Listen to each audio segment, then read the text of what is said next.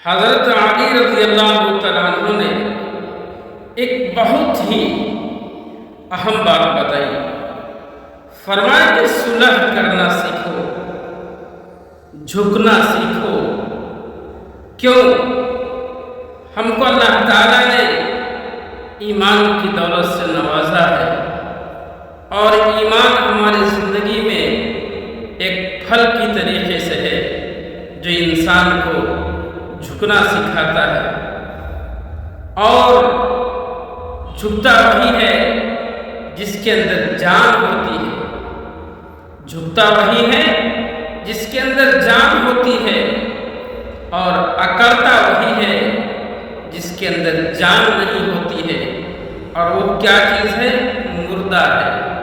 ہم زندہ قوم ہیں، ہم زندہ قوم ہیں، اس لیے کہ اللہ تعالیٰ نے ہم کو ایمان کی دولت سے نواز کے ہمیں زندہ قوم بتایا ہے.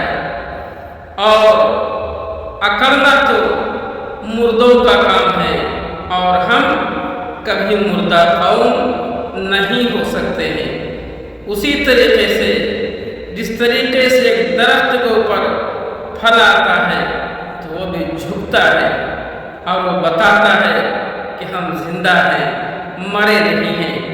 اسی لیے ہم اپنے آپ کو جھک کر کے لوگوں کو بتانا ہے کہ ہم زندہ قوم ہیں، مردہ نہیں ہیں.